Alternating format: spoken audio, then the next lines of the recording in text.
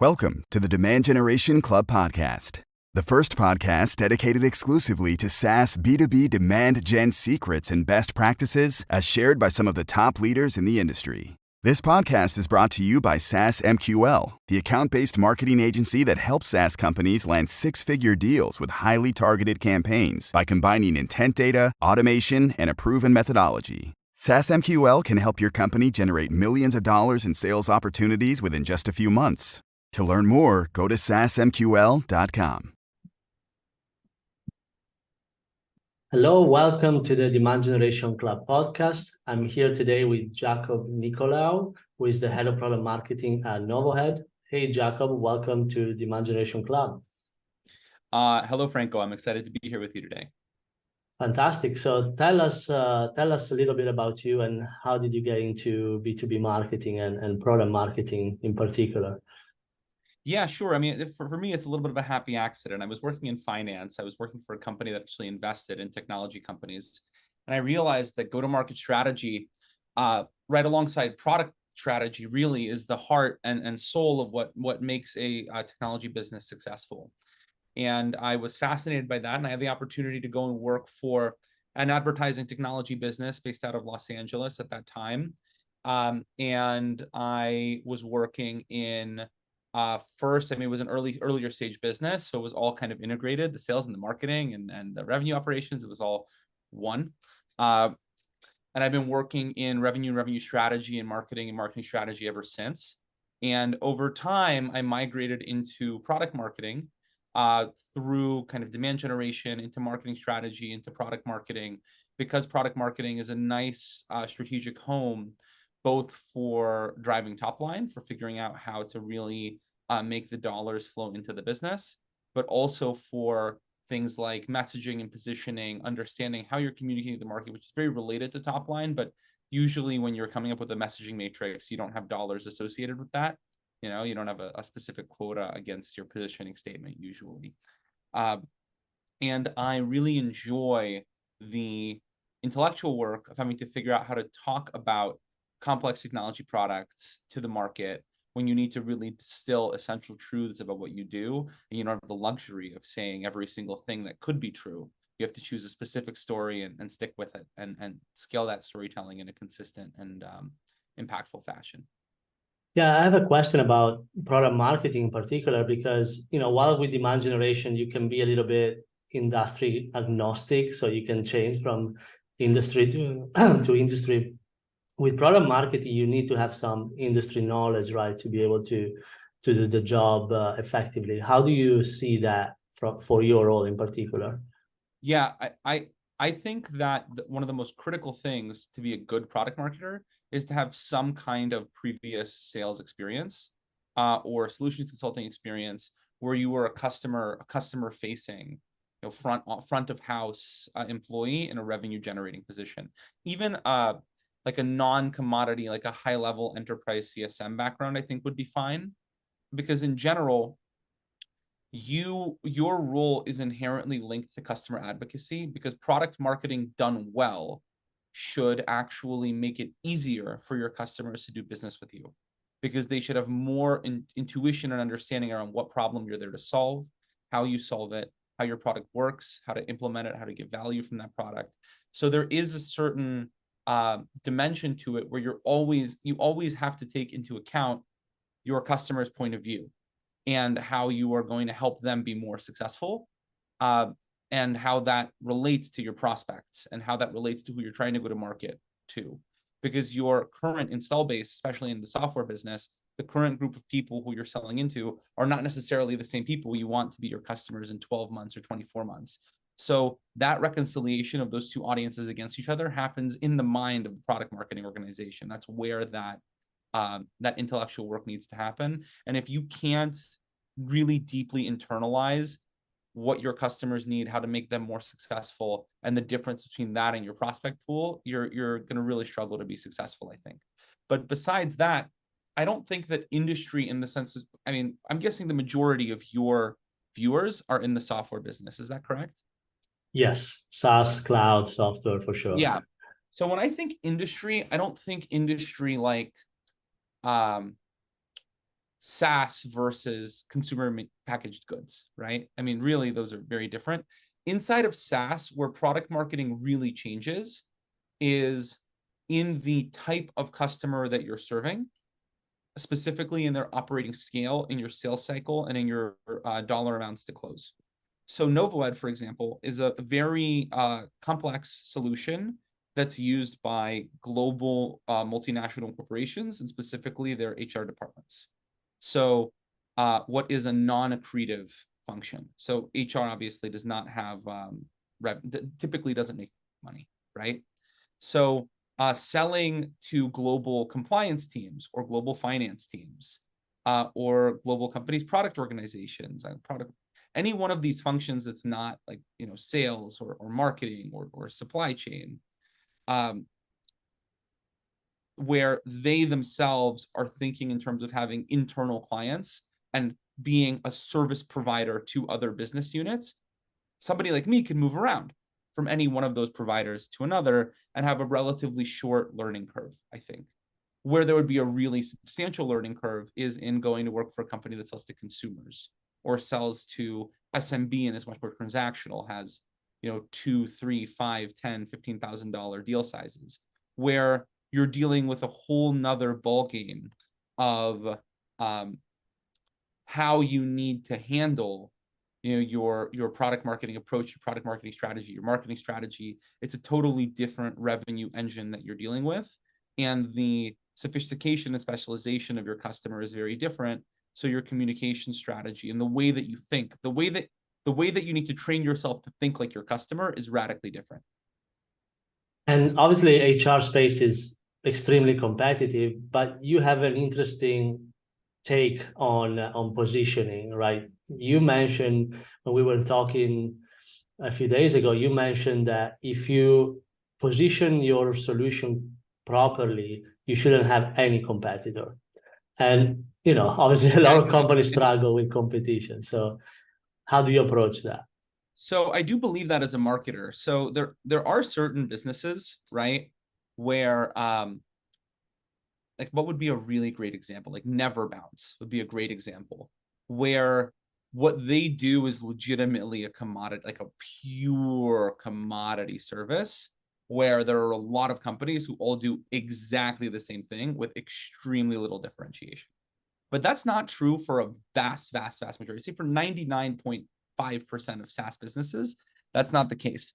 The big problem is that solutions often have a best fit, and then they have all of the different things that you could do with that product. And oftentimes, because technology products are complex and they can be used for different applications and different use cases, people try to bite off a chunk of too many different solution spaces and try to play in all of them all at once. That's especially true for early and mid stage, I think early to like Series B, Series C kind of businesses, where you really shouldn't be trying to serve everyone who could potentially buy. I think the best example of this right now in the market is actually Intercom. So we're speaking to demand gen people. So everybody here knows Intercom, just like they all know Drift, right? So if you go on Intercom and Drift's websites, these really are pure products, by the way. Like we all know that the chatbot business is relatively commodified, but Intercom is entirely going after mid-market and enterprise customer service business, whilst Drift is entirely going after SMB and mid-market SaaS, top funnel revenue, demand gen, and ABM business. Despite the fact that both solutions can be used for the same thing, they've actually differentiated and segmented across into two very different markets with two very different TAMs, different buyer personas, different go-to-market strategies. And over time, their product roadmap and actually the way that their go-to-market team is organized is going to diverge on the basis of serving these different audiences, having different experiences, different requests for features, different customer needs, different churn reasons, different close reasons, different loss reasons, and so on and so forth. So in general, in the SaaS market, if you're sufficiently niched down in terms of the story that you tell the market, your story isn't going to sound like anybody else's story, especially if you actually have a good product. Another example, a friend of mine actually worked for a chatbot business recently that only sold to dentists. That was their entire business. It's a huge dental practice, I think pediatric offices, these kinds of businesses. And again, is their product radically different from a Drift or an Intercom? No, it's really not. But their go-to-market strategy, their client services model, their operations were different. They were segmented for a different market. And so they were really dominant in that space. So the role of a good marketer, a good product marketer in particular, is to find the largest way of understanding your total and serviceable addressable market such that you really are the best solution for that serviceable addressable market. And the way that you do that, depending on the kind of solution that you have, needs to be different. So I'm thinking about something like even sales tech, right? If you take sales tech or MarTech as a whole category, you can in theory say, HubSpot and Outreach and Zoom Info are all competitors. And while that's very technically true, there is a reason that a lot of people listening to this today pay all three of those companies, because they use them for different applications. Nobody's seriously considering consolidating all of those different elements under one of those providers, even though in a theoretical world it could potentially be possible, because really you're integrating together what companies are best at. You're not using a solution for every single thing that solution could possibly do. But these are hard decisions to make, especially for an early stage company, right? Because it means almost like cutting out a piece of potential customers, especially when you see one or two, three customers coming through from a different segment. Let's say Intercom, they see some customer using it with marketing. It's not an easy decision to make to say, we're not going to focus on that. We're only going to focus on this smaller segment here. Yeah, it's a very difficult decision. And ultimately, that's what separates, I think, the most successful high growth SaaS businesses from the ones that are stagnant. Because somebody is going to test every single thesis at some point. So there probably are hundreds of chatbot businesses in the world, all of which are going after totally different segments. So if you try to do everything and you have a strong thesis that you can pursue, don't be surprised if somebody else comes in and pursues that strong thesis and pushes you out of the market. Happens a lot. I have now a tactical question on this. So let's say you join a company and they're struggling with positioning. Like, what would be your first move to really execute on this kind of approach? Like, what should you look into if you are the head of product marketing? Yeah, so I think the first step is going and speaking to customers. And then the second step is going to speaking to people who aren't your customers and who you've never spoken to before. The third step is going to speaking to the people who did not buy your solution, who actually were closed deals, closed lost opportunities, and really understanding rigorously why they either went with a different provider or they went with no provider for this problem. And then once you've understood that kind of integrated market behavior and how your customers are different from people who use other providers and from people who didn't buy, then you need to come up with some sort of value framework where you can explain very clearly and succinctly. And a framework doesn't need to be a big complicated thing. I mean, sometimes product marketers make these big messaging matrices that nobody uses. It can be very simple. It can be one PowerPoint slide, but that articulates, this is how we uniquely provide value to our customers. Here is how our customers are different from other people's customers. And here is how the way that we provide value is different from the way other providers provide value. You need to train your sales and your CX organization to think and speak from that point of view of, here is what makes us really special, and not just pulling that from one source, but integrating together a broader perspective from people who are not your clients and also people who evaluated you and decided you're not the provider for them. Awesome. Perfect. Hopefully that can help someone who is struggling with finding the right positioning or like niching down their solution.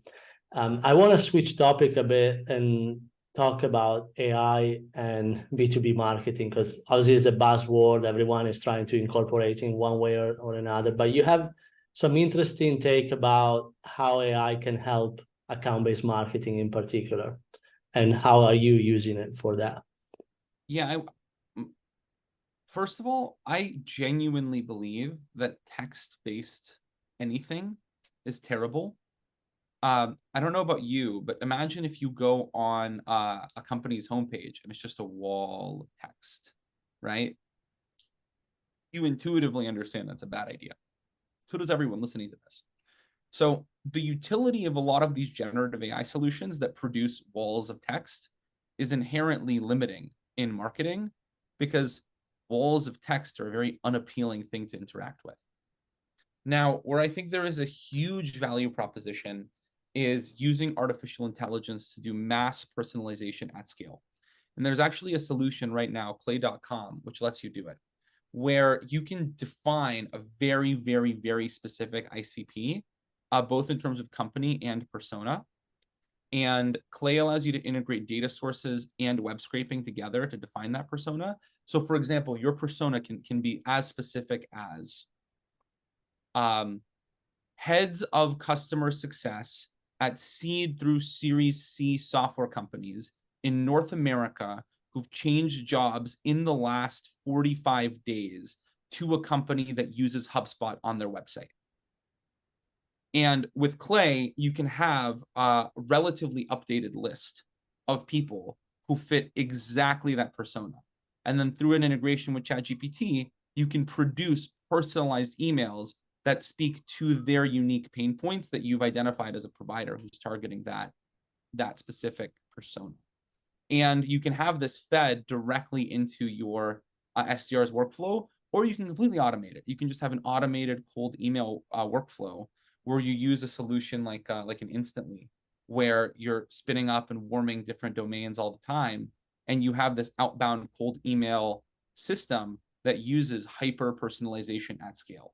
And as far as I know, there is no ability to identify potential target accounts that quickly and be personalized specifically to the personas inside of those accounts at scale that does not involve the use of generative AI. So I think cold email, it's a huge, huge winner. Yeah, I absolutely agree. For the data scraping and all of the AI, I think is going to be game changing, because it can pull together a very high volume of data, but very, very targeted in seconds. I tested a little bit with like building a list, for example, for outbound, and it's pretty impressive. What I'm still not convinced is on those email personalization, because I know for now all the data they're ingesting is all about, personal profiles, LinkedIn, etc., and it still sounds very awkward.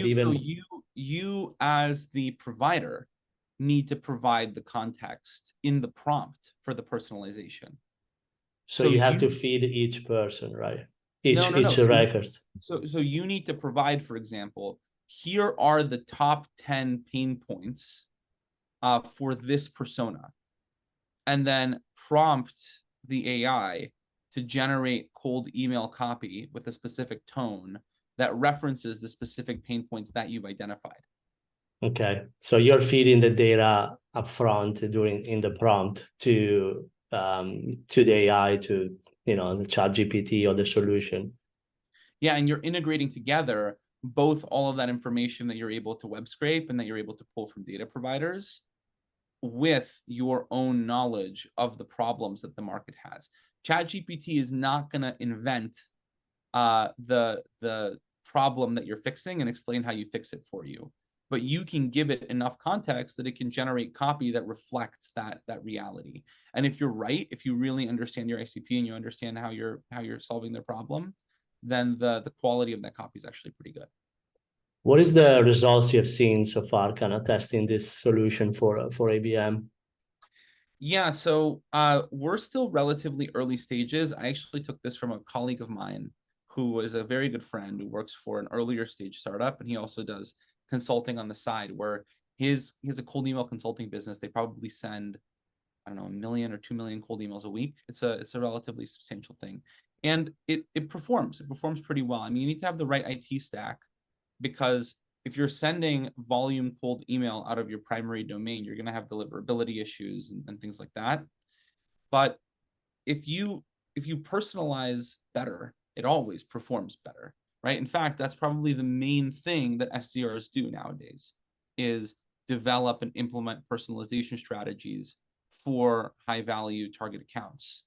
So if you're able to incorporate automation either to make the SDR research much easier or eliminate that part of the SDR's workflow altogether, you're obviously going to have a revenue boost from that. Awesome. Fantastic. Like, I hope this can inspire some people to test it out, some of these solutions, especially for ABM, where it requires a lot of time to personalize, find the right information, put together the list, etc. I mean, even something as simple as going on LinkedIn, scraping a company description, and then validating that it's the industry that you care about, right? So for example, if anybody here ever has tried to go and find SaaS companies on LinkedIn, it's almost impossible. But you can use a tool like Clay to scrape the company description and actually the company industry, LinkedIn industry, and then validate, is this a SaaS business or not, for example. So even something that simple can be extremely valuable for building target accounts and doing persona research. Absolutely. Absolutely. I have one last question for you, Jacob, which is more on the career side, and is, what is the one thing that you wish you knew at the beginning of your B2B marketing career? Oh my, this is going to be a little bit cynical, Franco. I wish I knew that being really, really fluent in using certain kinds of tools is actually not that valuable. I spent a lot of time getting really good at using HubSpot and Salesforce and things like Marketo, and really understanding what these solutions can do. And ultimately, when you are in any kind of marketing leadership role, you're very rarely, if ever, going to spend time inside of a solution, because you're dealing with many, many, many campaigns all at once and multiple different work streams and strategies. And you're not going to be the individual contributor implementing these things in these solutions anyway. You just really need to be able to rigorously evaluate if it's being implemented correctly and where there is room for improvement, which is actually a different skill set than actually being able to yourself do the work. I 100% agree. I had the same exact experience with Marketo, so I know what you're talking about. But Jacob, this was great. I really learned a lot. So thank you again for joining us today at the Demand Generation Club. Thank you, Franco. Have a good rest of your day.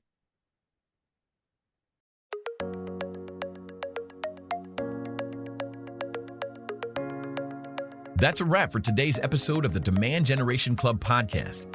If you're curious about how we're landing enterprise deals and unlocking millions in recurring revenue using account-based marketing and integrated direct mail campaigns, check out our website, saasmql.com. That's SAASMQL.com. We share tons of content every week on tried and true strategic ABM initiatives that actually generate pipeline from enterprise accounts. Thanks for tuning in.